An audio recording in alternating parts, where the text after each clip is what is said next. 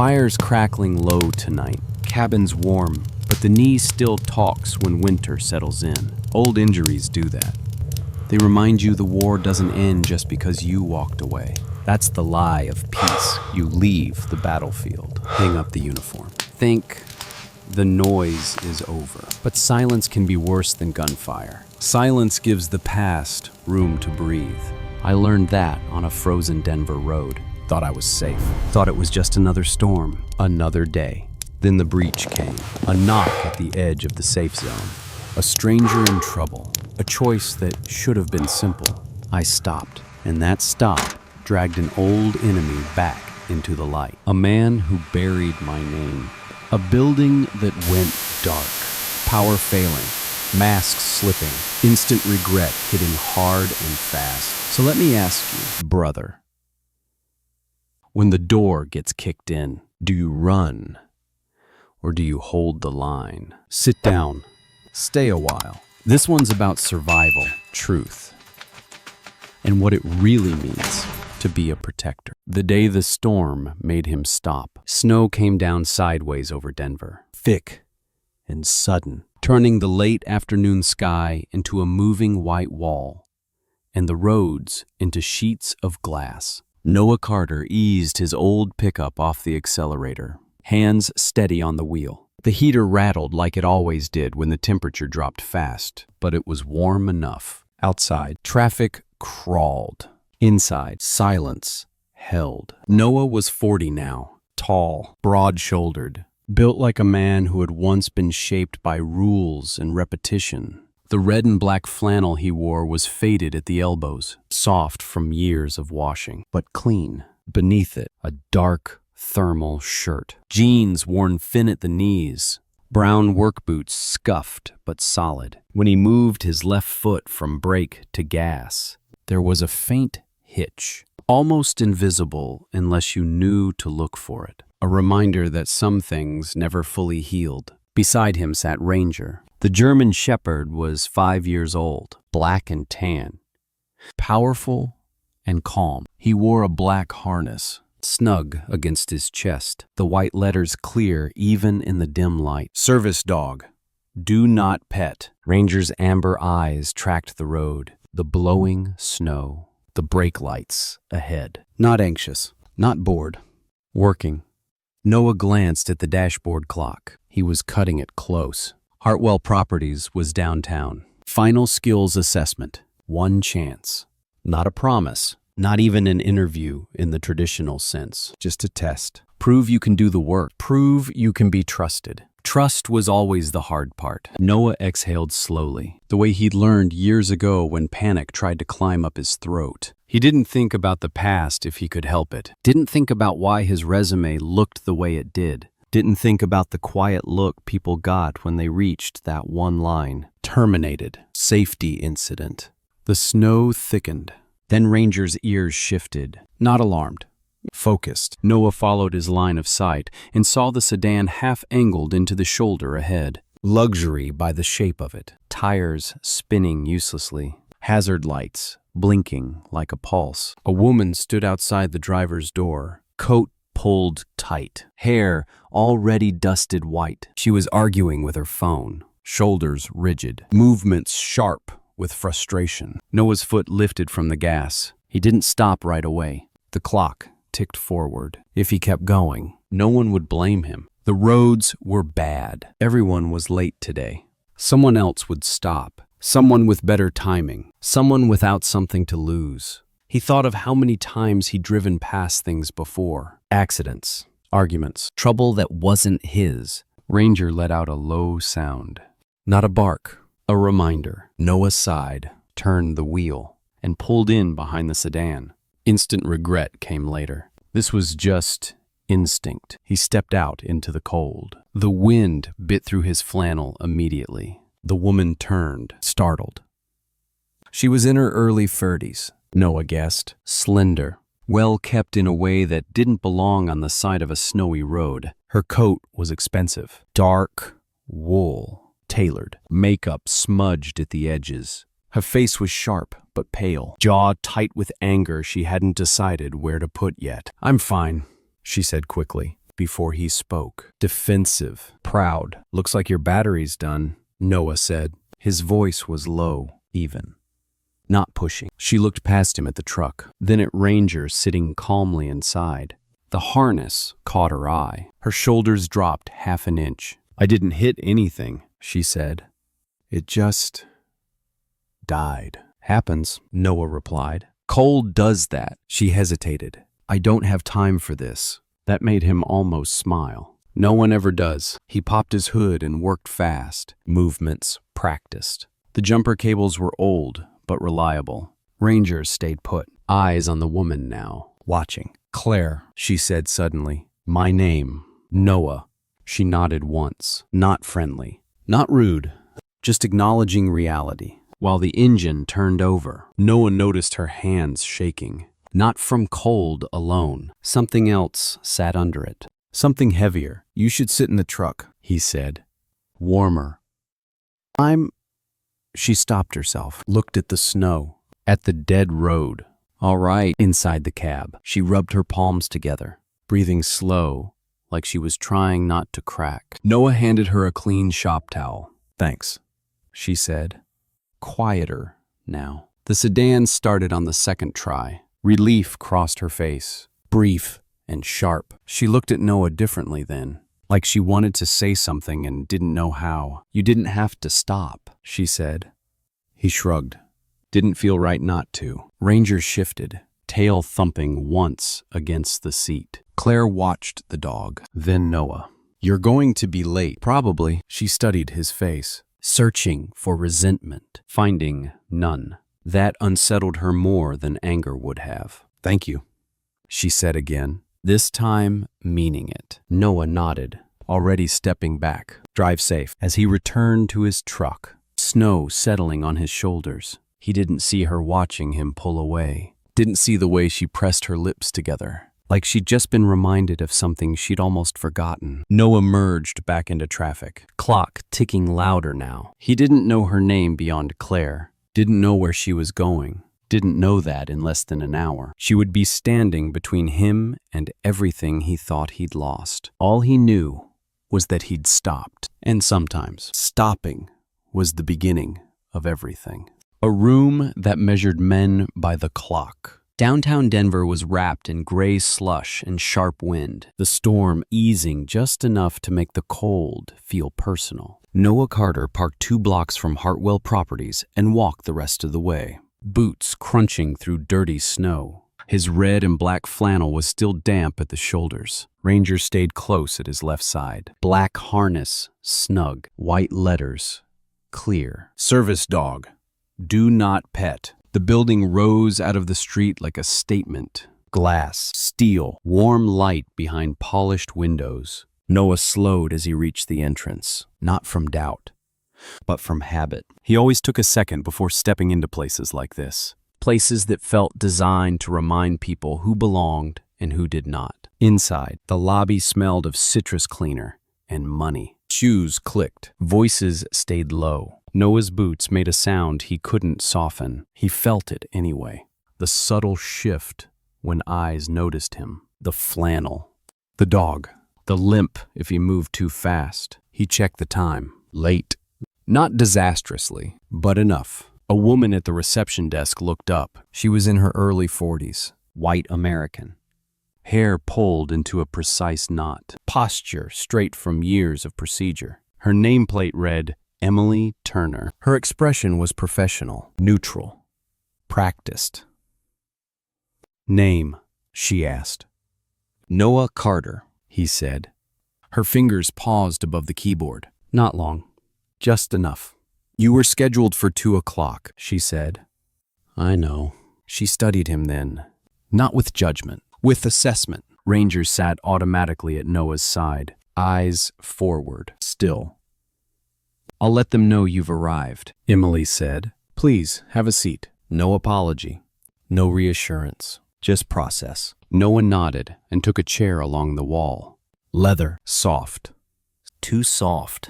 He rested his hands on his knees instead of the armrests. Old habit. Waiting rooms always brought that out of him. Across the glass wall, He could see movement. Men in suits. One voice carried sharper than the others. Controlled. Impatient. He didn't need to hear the words to know the tone. Ranger shifted once, then settled again. Noah thought about the woman on the road. Claire. The way her hands had shaken even after the heater warmed up. The way she'd looked at him when she realized he was going to be late and hadn't tried to make him feel guilty for it. You're going to be late. Probably. He hadn't lied. 20 minutes passed. Then Emily returned. Mr. Carter, they'll see you now. The hallway beyond was lined with framed photos, buildings, ribbon cuttings, awards. Every image felt like a reminder that this company valued results you could hang on a wall. The conference room was cool and quiet. 2 people stood when Noah entered. The first was Emily, who took a seat to the side with a clipboard. The second man stayed standing. He was tall, lean, white American. Late 30s? His suit was dark, tailored perfectly. Hair neatly combed back. Clean-shaven, the kind of face that learned early how to look unimpressed on command. His eyes moved over Noah with open calculation. The flannel, the boots, Ranger. Then they stopped at Noah's face. "You're late," the man said. No greeting, no introduction. "Yes, sir," Noah replied. The man folded his arms. "I'm Gavin Hartwell, Director of Operations." Noah nodded once. He had expected the name. Didn't comment on it. "We value punctuality here," Gavin continued. His voice was smooth, clipped, especially for roles involving infrastructure and safety. Noah felt the old tension rise, slow and familiar. "I understand," he said. "There was an issue on the road." Gavin's mouth curved slightly, not a smile. "Denver has issues every winter. Our people still manage to arrive on time." Emily shifted in her chair. Subtle, uncomfortable. Ranger remained motionless. "I stopped to help someone," Noah said. Gavin raised an eyebrow. "That was a choice." "Yes." Silence stretched. Gavin glanced at the folder in front of Emily. "Mr. Carter's work history is varied." Noah met his gaze, didn't defend it, didn't apologize for it. "I'm here for the skills assessment," Noah said. "Not to explain my life." Gavin's eyes hardened. "This interview is a courtesy at this point." The words landed exactly where they were meant to. Noah felt the weight of them. The urge to walk out rose fast and sharp. Pride told him he didn't need this. Reality reminded him he did. Before either side could speak again, the door opened. The temperature in the room shifted. She stepped in with purpose, coat gone, posture straight. Hair pulled back neatly now. The storm had been erased from her appearance, but not from her eyes. Claire. Noah didn't move, didn't blink. For a second, the world narrowed to the simple fact that the woman from the roadside now stood at the head of the table. Gavin turned, surprised. "Claire, I wasn't aware you'd be joining us." "I am now," she said. Her voice was calm, controlled. Different from the woman he'd met in the snow, but the core was the same. Her gaze went to Noah. Recognition flickered. Something unspoken passed between them. Then she looked at Gavin. "Why is this candidate being dismissed for being late?" she asked. "Before his skills are even evaluated." Gavin's jaw tightened. "Because reliability matters. So does character," Claire replied. Emily looked down at her clipboard. Noah said nothing. He felt the ground shifting under his feet, and for once, he wasn't sure in which direction. Claire turned fully to him. "Mr. Carter," she said, "is it true you were delayed because you stopped to help someone stranded in the storm?" "Yes," Noah answered. Simple, honest. Claire nodded once. Then she faced Gavin again. "Then this interview isn't over." The silence that followed was thick enough to lean on. Noah felt it then. Not hope. Not yet, but something close. The sense that stopping on the side of the road had not been the mistake everyone in this room thought it was. When the building went dark, the storm loosened its grip on Denver, but the cold stayed sharp, pressing against the glass, like a reminder that winter was not finished yet. Noah Carter stood exactly where he had been left, red and black flannel hanging loose at his sides. Ranger seated at his left leg. The conference room felt smaller now, tighter, as if the air itself was waiting. Claire Hartwell broke the silence first. "We're proceeding with a practical assessment," she said, her tone even, "right now." Gavin Hartwell turned toward her, disbelief flashing across his face before he smoothed it away. "This is highly irregular. So was dismissing a candidate without evaluating his skills," Claire replied.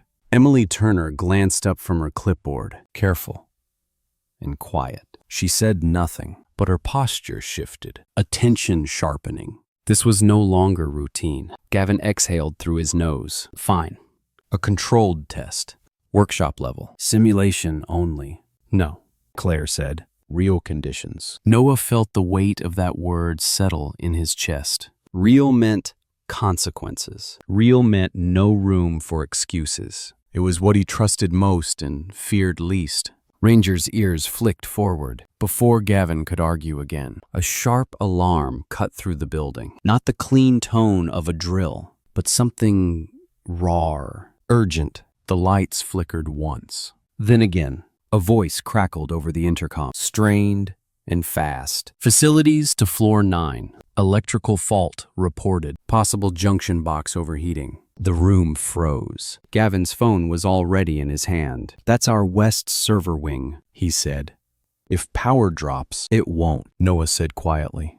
Every head turned. He hadn't meant to speak. The words had come out on instinct, the same way they always did when something broke nearby. Claire looked at him. "Can you fix it?" Noah nodded once. "If I can see it," Gavin scoffed. "This isn't a job site out of the back of a truck. That equipment costs more than..." "Then you should want it handled correctly," Claire cut in. "Unless you have someone better." Silence answered her. Another flicker of the lights made the decision for them. "Take him," Gavin snapped. "But if he makes this worse, I won't," Noah said. Not defensive, certain. They moved fast. Service elevator, concrete walls, emergency lighting. Rangers stayed close, harness steady, eyes alert, but calm. Noah felt the familiar shift inside himself, the click of something old and reliable sliding into place. This was not an interview anymore. This was work. On floor 9, heat hit them first, not warmth, pressure. The smell of burning insulation hung low in the air. A cluster of technicians stood outside the server room, faces pale, voices overlapping. One man stepped forward, mid-50s, broad face, hair graying at the temples. He wore a rumpled button-down under a safety vest. His name badge read, Mark Reynolds. "I'm the technical director," he said quickly. "We've isolated what we can, but the junction box is tied into the main grid. If it trips, we lose everything," Gavin finished. Noah crouched near the panel, eyes scanning. "Who installed the bypass?" Mark hesitated. "Contractor. Years back." Noah's jaw tightened. He'd seen this before. Shortcuts buried under drywall. Problems waiting for the wrong moment. "I need power cut to section 9B, Noah said. "On my mark." Mark looked at Gavin. Gavin looked at the smoke curling under the door. "Do it," he said. Ranger lay down without being told, body angled away from the heat, watching. Noah opened the panel. Sparks jumped, brief and angry. He didn't flinch. His hands moved with practiced care, fingers finding the truth of the problem faster than his eyes ever could. 3, he said. 2, 1, now. The lights in that section went dead. Noah cut the compromised line clean, rerouted through a secondary path, sweat cutting cold lines down his spine despite the heat. 5 minutes felt like 5 seconds. Restore power. The lights came back steady. The servers hummed. The smoke thinned. For a moment, no one spoke. Then someone exhaled loudly. Applause broke out, spontaneous and relieved. Mark stared at the panel like it had personally apologized to him. "That was clean," he said. "Better than spec." Noah stepped back, suddenly aware of how hard his heart was pounding. Ranger rose and moved to his side, solid and grounding. Gavin said nothing. His face had changed, though. The certainty he'd worn like armor earlier showed a thin crack. Claire met Noah's eyes. Gratitude was there. Something else, too. Respect. But the moment didn't last. Gavin cleared his throat. That proves competence, he said. Not trust. Noah felt the familiar drop in his stomach. Here it came. The thing that always followed. Your file. Gavin continued. There's an incident. Bridgeport construction. Safety violation. Termination. The room cooled again. Noah nodded slowly. Yes, Mark frowned. That doesn't match what I just saw. Records do, Gavin replied. Claire stepped forward. I want to see that file. It's confidential, Gavin said. So is my authority, Claire answered. I'm the COO. Show me. The two stood facing each other. Years of shared history and buried resentment passing silently between them. Gavin handed over the folder. As Claire read, her expression changed, then hardened. Noah watched her face and felt something twist inside him. Hope. Dangerous and unwelcome. The storm outside had stopped completely now. Snow lay still against the windows. Inside, something else was starting. Something that could not be undone. The file that should have stayed buried. Night settled over Denver in quiet layers. Snow resting untouched on ledges and sidewalks. The city holding its breath as if it sensed something was about to break. Noah Carter stood near the conference table. Red and black flannel darkened with sweat at the collar. Ranger pressed close to his left leg. The German shepherd's harness caught the overhead light. Service dog. Do not pet. The room felt colder than the corridor outside. Not from the weather, from memory. Claire Hartwell turned the pages of the file slowly, too slowly. Each sheet carried weight, and Noah could feel it without seeing a word. He knew this file, knew the shape of it, knew the way it had followed him from job to job, interview to interview, like a shadow that refused to shorten. Gavin Hartwell leaned back against the table, arms crossed.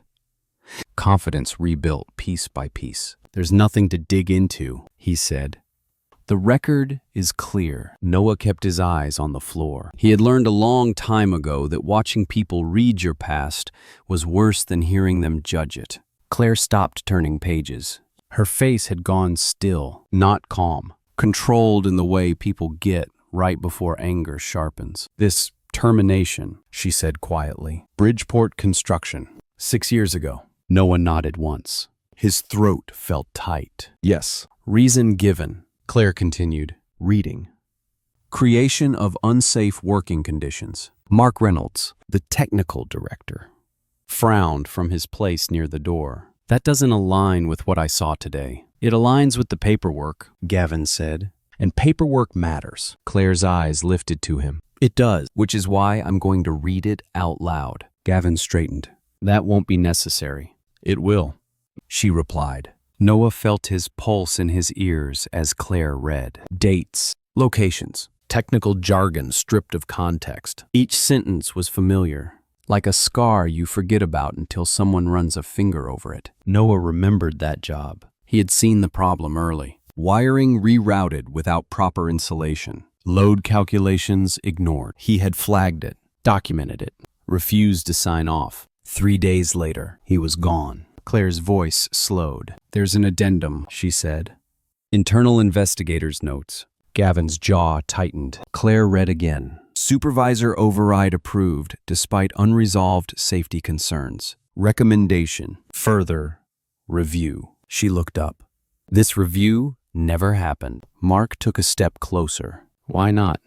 Claire turned another page. Her fingers stilled. Noah saw the color drain from her face. Then she looked at Gavin. Because you signed off on the termination, she said. The words landed softly, devastating all the same. Gavin laughed once. Short. Sharp. That doesn't mean anything. I approved hundreds of files back then. You approved this one, Claire said, despite unresolved safety flags. Noah felt the room tilt. 6 years. 6 years of wondering if he should have pushed harder, if he had been wrong, if the fault really had been his. Gavin shook his head. I trusted my regional managers. Claire didn't blink. The same manager who later resigned under investigation for falsifying reports. Silence. Mark's eyes widened. That was the Denver East case, he said slowly. I remember that. Noah's hands curled into fists before he realized it. Claire looked back at the file. The investigator's notes state that Mr. Carter attempted to halt unsafe practices and was removed for being difficult. Noah swallowed. I just didn't want anyone hurt. The words came out rougher than he intended. Claire closed the file. Gavin stared at the table now, not at them. The armor he wore earlier had cracked wide open. What showed beneath was not guilt, not yet. It was fear, the sudden understanding that the ground under him was no longer solid. Noah stepped back. I don't need this, he said quietly. Claire looked at him. Noah, I've lived with it, he continued. I made peace with it. That was a lie, but it was a practiced one. Ranger shifted, pressing his shoulder into Noah's leg, steady and warm. I'm leaving, Noah said. Gavin looked up sharply. You don't just walk out. Noah met his gaze for the first time since the file had been opened. I do. He turned and walked toward the door. Each step felt heavier than the last, but he didn't slow. He had walked away from worse places than this. Behind him, Claire called his name. He didn't stop. The elevator ride down was silent. Ranger sat at his feet. The doors opened to the lobby. Warm light and polished stone that no longer meant anything to him. Outside, snow fell. Again, light and steady. Noah reached his truck and rested his forehead briefly against the cold metal. He breathed in, out. Slow. He had told himself this day wouldn't matter. He had been wrong. Footsteps crunched behind him. Noah. Claire stood a few feet away, coat thrown on hastily, hair already catching snow again. She looked nothing like an executive in that moment, just a woman who had chased the truth too far to let it stop here. I'm not asking you to forgive anyone, she said. I'm asking you not to disappear. He shook his head. I can't be part of this. You already are, Claire replied, whether you want to be or not. She held up the file. This doesn't end with you walking away, she said. What happened to you will be corrected. Noah laughed softly. You can't fix 6 years. No. Claire agreed, but I can stop it from becoming 7. The snow thickened between them. Noah looked at her, really looked, at the determination in her eyes, at the way she stood her ground without raising her voice. Something inside him loosened. Not trust, not yet, but the certainty that this fight was no longer his alone. Ranger let out a low, approving sound. Noah exhaled. All right, he said quietly. One conversation. Claire nodded. That's all I'm asking. Above them, the building lights glowed steadily, unaware that the balance inside had already shifted. The cost of doing the right thing. Morning broke clear over Denver, sunlight glinting off fresh snow. The storm finally spent, leaving the city quiet and exposed. Noah Carter stood in the parking lot across from Hartwell Properties, red and black flannel buttoned to the collar against the cold. Ranger sat at his side, black harness snug, white letters stark in the light. Service dog. Do not pet. Noah had not planned to come back. He told himself that as he watched employees filter through the glass doors, their breath visible, their steps quick. He told himself that walking away the night before had been the right choice, that dignity mattered more than closure. Yet here he was, because Claire Hartwell had not let the truth rest. Inside the building, the air felt different, less polished, more alert. Conversations stopped when Noah passed. Some people recognized him from the night before, from the server room, from the moment the lights had come back on. Emily Turner met him at the elevator. Her usual professional distance had softened. They're waiting, she said quietly. All of them. Noah nodded. He trusted his voice about as far as he could throw it. The boardroom was full. Executives lined one side of the long table, faces serious, guarded. Gavin Hartwell stood apart from them, no longer seated at the head. His suit was the same, but something in his posture had changed. Smaller, less certain. Claire stood near the window, hands folded behind her back. She turned when Noah entered. "Thank you for coming," she said. "I didn't come for apologies," Noah replied. "I know." Ranger lay down at Noah's feet, watching, waiting. Claire took a breath. "We reviewed the file, all of it." Gavin looked at the table. The investigation notes were ignored. Claire continued. "The safety concerns were valid. Mr. Carter acted correctly." A murmur moved through the room. Noah felt the words hit him slowly, like heat after numbness. Gavin cleared his throat. "I signed off on too many things back then. I didn't look closely enough." Noah's jaw tightened. "That cost me 6 years." Gavin met his eyes. For the first time, there was no contempt there, only something close to regret. "I know." Claire slid a folder across the table toward Noah. "This is a formal correction of record. Your termination is expunged. The fault is ours." Noah stared at the folder, didn't touch it. "And this," Claire added, placing a second envelope beside it, "is an offer. Director of Facilities Management, trial period, as discussed. Full authority to restructure safety protocols." Noah laughed once, quietly. "You move fast." "I don't like letting rot sit," Claire said. Gavin spoke again, voice tight. "I'll be stepping down from operational oversight, effective immediately." The words felt heavy in the room. Noah studied Gavin for a long moment. He had imagined this moment before. Vindication, anger, satisfaction. What he felt instead was tired. "I don't want revenge," Noah said. "I want it to stop." Claire nodded. Noah finally reached for the folder. His hands were steady now. "There are conditions," he said. Claire's eyes sharpened. "Name them." "No one on my team gets buried to protect someone above them," Noah said. "I see shortcuts. They stop. No exceptions." "Agreed," Claire said without hesitation. "And the Community Housing Fund," Noah added. "The one you were fighting for." A flicker of surprise crossed the board's faces. Claire smiled. "Already reinstated." Noah exhaled. He thought of the road, the dead sedan, the moment he could have kept driving. "All right," he said. "I'll take the trial." Gavin let out a breath he hadn't realized he'd been holding. The meeting ended without ceremony. Outside, the sun had climbed higher, melting the edges of the snow. Noah stood with Claire near the entrance, neither quite ready to leave. "You didn't have to do this," he said. "Yes," Claire replied. "I did." She hesitated. "You saved more than a building last night." Noah looked at her, really looked. The strength, the resolve, the way she had stood between him and a system that had chewed him up once already. Ranger rose, tail swaying once. "Dinner," Claire said suddenly. "Not as an executive, not as a condition." Noah considered it. The word felt unfamiliar in his mouth. "All right," he said. Weeks later, Noah's office held fewer awards and more wiring diagrams. Safety checklists replaced slogans. People worked differently around him, more carefully, more honestly. Claire stopped by often, always with a reason, always with a question that didn't really need answering. One evening, as they locked up together, snow began to fall again. Light, gentle. Claire smiled. "Looks like winter's not done with us." Noah glanced at Ranger, then back at her. "Neither are we." They walked into the cold side by side, footprints forming behind them, unhurried. The storm had taken its toll, so had the truth, and in the end, the cost of doing the right thing had been worth paying. Sometimes miracles do not arrive with thunder or light from the sky.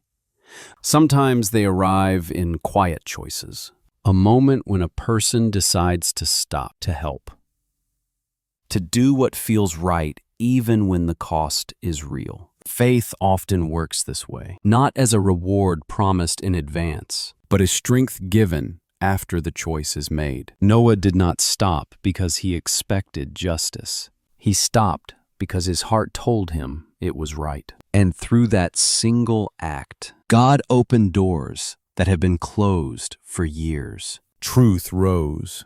Wrong was exposed. A broken path was set straight again. In everyday life, we face smaller versions of the same test. Do we rush past someone in need? Do we stay silent when something feels wrong? Do we choose convenience or character? Scripture reminds us that what is done in love is never wasted, even when the outcome is unseen at first. This story is not about perfection. It is about trust. Trust that God sees what others ignore. Trust that integrity still matters. Trust that when we act with compassion, even in ordinary moments, grace can follow in ways we never imagined. If this story touched your heart, share it with someone who needs encouragement today. Leave a comment and tell us what moment stood out to you. Subscribe to the channel for more stories of faith, justice, and quiet courage. May God bless you, protect you, and guide your steps today and always.